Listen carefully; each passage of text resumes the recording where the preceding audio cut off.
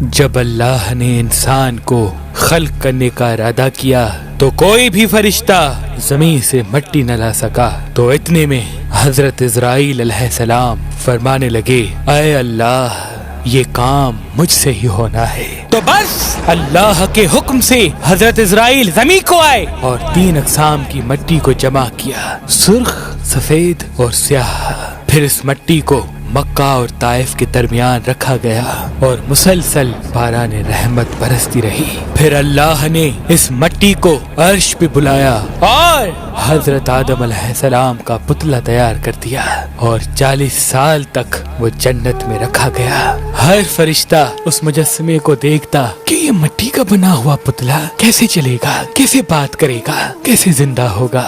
40 سال تک اللہ نے اس نشانی کو قائم رکھا اور پھر ایک دن جنت کے تمام فرشتوں کو حکم دیا کہ آج میں اپنی اس میں روح ڈالوں گا، اور جب ایسا ہو تو تمام فرشتے اس آدم کو سجدہ کر دینا۔ سب فرشتے حیرت سے پتلے کو دیکھ ہی رہے تھے، اتنے میں اللہ نے اس مٹی کے مجسمے میں اپنی روح ڈالی تو آدم علیہ السلام نے چھینک لی اور تمام فرشتے سجدے میں گر کے اللہ کی تعریف کرنے لگے سوائے ابلیس کے، اور وہ تکبر اور حسد کر بیٹھا۔ اللہ نے اسے اپنی دربار سے نکال دیا۔ پھر اللہ نے حضرت آدم سے بی بی حوا کو پیدا کیا اور ان کی جنت میں کی گئی غلطی کے سبب ان کو زمین پہ بھیج دیا، اور یہ حکم نافذ کیا کہ اب جنت میں وہی آئے گا جو یہ ثابت کرے کہ وہ ہمارا فرما بردار ہے۔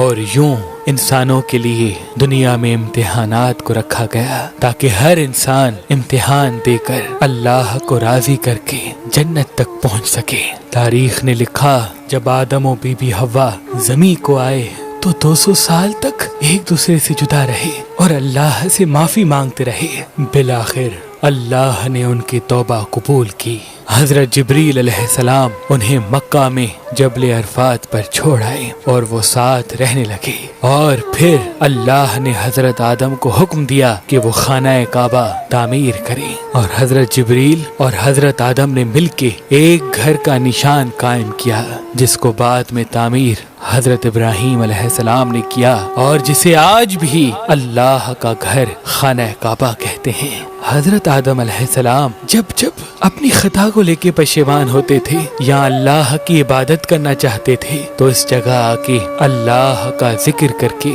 اللہ کو راضی کیا کرتے تھے۔ حضرت آدم علیہ السلام نے 960 برس کی زندگی پائی، جبکہ آدم علیہ السلام کی زندگی 1000 سال کی تھی، کیونکہ جب آدم علیہ السلام جنت میں تھے تو اللہ نے حضرت آدم علیہ السلام کو ان کی تمام اولاد جن جن کو نبوت ملنی تھی ان کی شخصیت اور ان کی عمر آدم علیہ السلام کے نزدیک واضح کر دی۔ آپ نے جب حضرت داؤد علیہ السلام کی عمر کو 60 سال تک دیکھا تو اللہ سے کہنے لگے، اے اللہ میری عمر کے 40 سال میرے پوتے داؤد کو دے دے۔ تو یوں آپ کی دعا قبول ہو گئی۔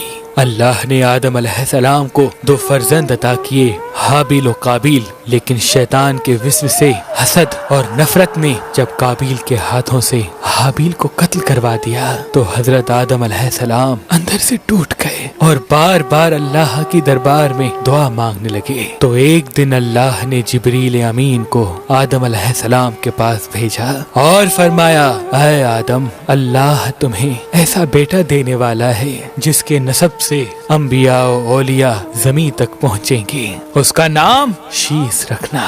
شیس کا مطلب ہے اللہ کا عطا کیا گیا تحفہ۔ اور یوں اللہ نے آدم کی نسل کو زمین پہ پھیلا دیا۔ جب آدم علیہ السلام کا آخری وقت آیا آپ نے اپنے بیٹوں سے کہا کہ میرا جنت کے پھل کھانے کا جی کر رہا ہے۔ آپ کے بیٹے زمین پہ جنت کے پھل ڈھونڈتے رہے کہ اچانک سے ان کو فرشتے ملے اور کہنے لگے، اے بنی آدم کہاں جا رہے ہو؟ انہوں نے کہا، ہم اپنے بابا آدم کے لیے جنت کے پھل ڈھونڈ رہے ہیں۔ ان فرشتوں نے کہا، جاؤ तुम्हारे बाबा चंद दिनों के मेहमान हैं। आपके तमाम फर्जंद दौड़ते दौड़ते आप तक आ पहुँचे तो आदम अलैहिस्सलाम बिस्तर बीमारी पर अल्लाह का जिक्र कर रहे हैं। बस इतने में मौत का फरिश्ता आ पहुंचा। जैसे भी हवा ने मौत के फरिश्ते को देखा, हजरत आदम से लिपट गई कि मैं अपने शोहर को अपने से जुदा नहीं करूंगी। अल्लाह के नबी आदम अलैहिस्सलाम ने फरमाया, ऐ हवा मुझसे दूर हट जा, एक मर्तबा पहले भी तेरी वजह से जन्नत से निकाला गया हूँ। आज अल्लाह और उसके फरिश्ते के दरमियान तू हाइल न बन। फिर आप उन फरिश्तों से मुखातिब होके कहने लगे, ऐ फरिश्ता मौत, क्या भूल तो नहीं गए? मैंने अल्लाह से सुना था मेरी उम्र 1000 साल की है और अभी तो मुझे 960 साल हुए हैं। तो मलकुल मौत ने कहा, ऐ अल्लाह के नबी आदम, आपने खुद ही फरमाया था कि आपकी जिंदगी के 40 साल आपके पोते दाऊद अलैहिस्सलाम को दिए जाएं। बस आदम अलैहिस्सलाम की रूह कब्ज की गई, आपको गुस्ल फरिश्तों ने दिया और जन्नत की खुशबू आपके जिस्म मुबारक को लगाई गई। फिर आपकी जनाज़े नमाज फरिश्तों ने हजरत जिब्राईल अलैहिस्सलाम के पीछे अदा की और जमीन खोद कर आपकी तदफीन की और तमाम इंसानों के नजदीक अल्लाह का ये हुक्म नाफिज किया कि जब भी किसी का इंतकाल हो तो उनके जिस्म को ऐसे ही तदफीन करना। आज भी उन फरिश्तों की सुन्नत पे अहले ईमान अमल करके अपने बुजुर्गों की तदफीन करते हैं। आपकी कब्र मुबारक की जगह को लेके इख्तिलाफात हैं। कुछ मौरखीन के नजदीक आपकी जाए तदफीन श्रीलंका, तो कुछ के नजदीक जबले अबी कबीस, तो कुछ के नजदीक इराक और कुछ के नजदीक मस्जिद खरीफ के सहन या अंदर। बाज रवायतों में ये भी है कि जब हजरत आदम अलैहिस्सलाम का रूह कब्ज करने के लिए फरिश्ता मौत आ पहुंचा तो आपने अपने बेटे, जिसको आपने अपना जानशीन बनाया था, हजरत शीस अलैहिस्सलाम से कहने लगे कि ऐ मेरे जानशीन, मैंने अल्लाह से सुना था कि अनकरीब इस जमीन पे एक बहुत बड़ा तूफान आएगा।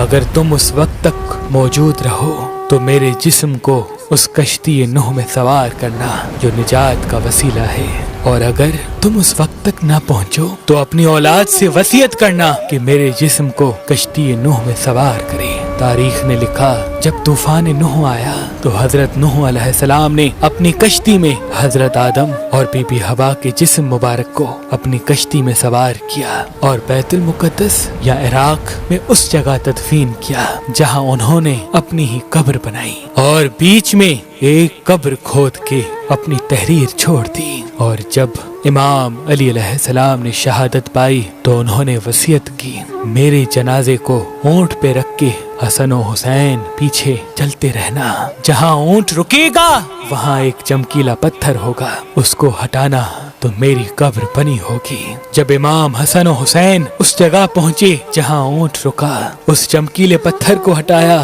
तो एक तरफ हजरत आदम अलैहिस्सलाम की कब्र बनी थी, दूसरे तरफ हजरत नूह अलैहिस्सलाम की कब्र बनी थी और बीच में एक कब्र खुदी हुई थी और उसमें तहरीर था कि ये कब्र नूह अलैहिस्सलाम ने अपने हाथों से वक्त के इमाम और रसूल अल्लाह के वसी अली इब्ने अबी तालिब अलैहिस्सलाम के लिए बनाई है। आज भी इन मुकद्दस मज़ारात की ज़ियारत के लिए लाखों लोग इराक आते हैं और ज़ियारत करके अपना ईमान ताज़ा करते हैं, अपना ईमान ताज़ा करते हैं, ज़ियारत करके अपना ईमान ताज़ा करते हैं।